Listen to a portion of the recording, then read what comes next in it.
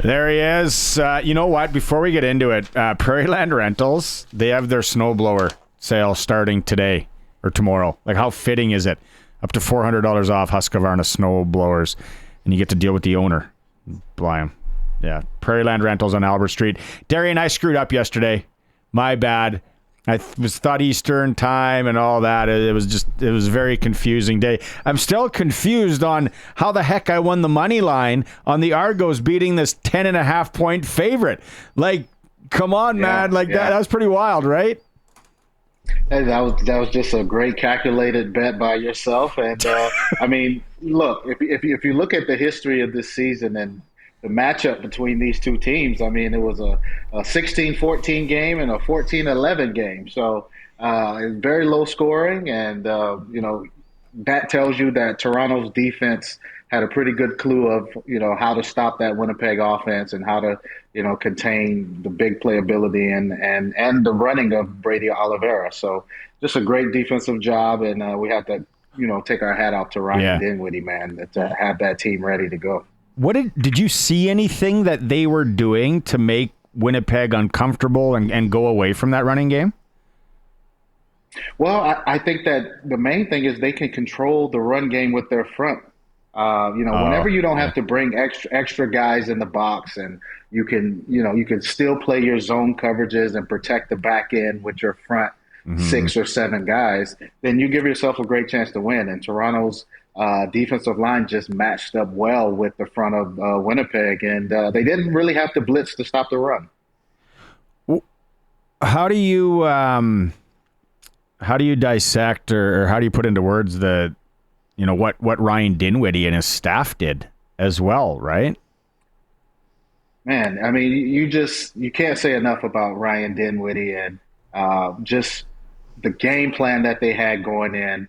How calm and how you could tell that he was in Arbuckle's head that entire game. It was just, it just seemed as if Arbuckle was being coached as he was playing. You just had that feel. And, you look at his history in Calgary, what he did in Montreal, ever since he became a coach, because he's a good friend of mine and former teammate, and ever since he became a coach, he's just had such a great impact on whatever quarterbacks he's been around, and the success just seems to follow him. So hats off to him, man. He did a hell of a job of getting those guys ready to play. Did we maybe not give Arbuckle the credit? And then we talked about it, though. We even talked about it here, is Dinwiddie was thrust into like his first ever, contest. And it's like, here, you're in the Grey Cup. Did we maybe not give enough credit that Arbuckle is not a raw rookie? He's not a young guy. Like, he's been around and dealt with pressures and different. Heck, he dealt with the pressure of not having a job. So did we maybe not give him enough credit? 100%. I think we underestimated Nick, his success, his ability to run a team, and he's had 27 to 30 starts in the CFL. So he's had success, and he had opportunity to start when he was in Ottawa. I mean, he was looked at as a guy who could maybe be the next franchise quarterback there. So we definitely underestimated him. And, I mentioned it on last week about Ryan Dinwiddie has been in this situation. So he understands, coming into a game of this magnitude and being ready and what not to do to give the game away. Ryan had a few mistakes in his Grey Cup start, and mistakes are going to happen, but he did a great job of just putting Nick Arbuckle in position to have success. Yeah, hey, DA here. Watching the game too, I got it. Like, it felt like Toronto always felt comfortable. They knew what they were doing both on offense and defense. The game plans, obviously, everyone was comfortable with. On the other side of the ball, easy for us to sit here on Tuesday and say, why weren't you running it? And we've had that. To me, obviously that Winnipeg coaching staff came into the game thinking we're not going to be able to just run the ball. Like, and do you, have you been in that situation where? Yeah, I mean, look, they matched up twice this year, and, very, very low scoring games, defensive battles, and, going in that in the trenches, who has the advantage, and it was the Toronto defensive line. And Winnipeg knew that, And, you could tell that they were trying to do some things to be creative in the run game to make things happen early on. But, Toronto's defense just didn't waver from their game plan. They knew that when things needed to settle down, that, Winnipeg wanted to get the ball to Oliveira. They had their staple of run plays that they like to run. And Toronto just had the advantage up front, and there was nothing Winnipeg could do about it. And they kept the game low scoring until the second half, and that's when the defense was just able to take over the game. As a guy that's thrown a number of footballs at a high level and in Grey Cup games, when that happens to Zach's finger and it doesn't look too good, he's got to go. Obviously, they got to freeze it and then stitch it because he's not. I would think that he's not taking the stitches without freezing. And then, okay, we got an issue there, and then it's like, now throw with a glove. It baffles me he's never thrown with a glove before. You think he'd practice that, especially with the weather in the West. But as a quarterback and a guy that's been, take us through that and what you saw and what you would have done in that situation. Well, it was an innocent-looking play, but you could tell that Zach was uncomfortable.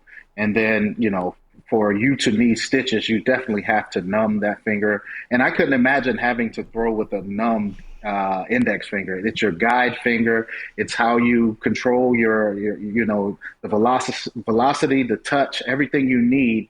It comes off of the index finger. So for him to not have any feeling at all and to put on a glove and go out there and try to compete, man, that just shows his toughness, and that shows that the competitor that he is. But you can tell on some of those throws that he was just missing a little bit of power or a little bit of touch here or there, especially on the corner route he underthrew. I think it was his first interception of the fourth quarter. You could just tell that he just couldn't guide the ball the way he needed to. And, I couldn't imagine just having a numb index finger trying to go out there and sling it, man. There's no way. So, Darian, DA again, we were talking earlier just about the game itself and the Grey Cup. And pre-game, the CFL kind of they decide how we're going to introduce the players or the teams. I know back in 2013, with you at the helm, there was that desire to, let's bring the rider tradition into the Grey Cup, bring them out, have the team come out together. We were sort of pitching to the CFL, I guess, if they're listening today. Why isn't that the case? Like, why aren't you bringing those traditions on? And would you be a fan of that as a player, obviously, given what transpired in 2013? Yeah, for sure. I think that, each team and each situation is different. I enjoyed the single intro where you come out as yourself, and I enjoy the team aspect of it as well. So I was lucky to experience both, and it just depends on your team, the guys, the coaches. I think at least the team should have the option to, whether they want to come out as a team or individuals, because, some guys like to come out, they have their pregame ritual where they, whether they jump up or they smoke or there's fire, whatever the case may be. Some guys are used to doing that. I know in Montreal, they're big on, self-introductions out there. So it just depends on the situation. Yeah. The Ray Lewis dance, everyone's kind of got it. Yeah, got some. Yeah. Okay, we won't get into a lot of NFL here, but okay, no, are the Steelers for real? Are the Los Angeles Chargers for real? What do you see in NFL? I'm not going to ask you anything about the Cowboys today. I don't want to make you depressed. Yeah, I think the Steelers are for real. We'll start there. This was their first real test against Baltimore. They won some cupcake games, as we like to say in football terms, but this was their first true test, and they passed. They're still the Steelers of good defense and run the ball and not turn it over, and Russell Wilson's the perfect quarterback for that to manage the game. And then when you look at the Chargers, man, look, I don't doubt Jim Harbaugh. It doesn't matter where he goes. He has success. Jeez. And, he's doing it again. And I think he's had the most success in the NFL, what he did with Colin Kaepernick and the 49ers. And, this is no surprise to me. I knew that once he was able to get with an NFL team, with a quarterback that he was comfortable with, and he'd have success. So the perfect time to get out of Michigan. You see what's going on with them. They're not playing very well right now, and just to go to Justin Herbert and be able to get with one of the best quarterbacks in the league, it's just a good situation for him. If I could sprinkle on a future for next year for the Chargers to win the AFC, just to win the AFC, man, they what he's doing in 12 games in or whatever it is, like it's crazy. Okay, he doesn't even have his guys yet, right? Yeah, I know.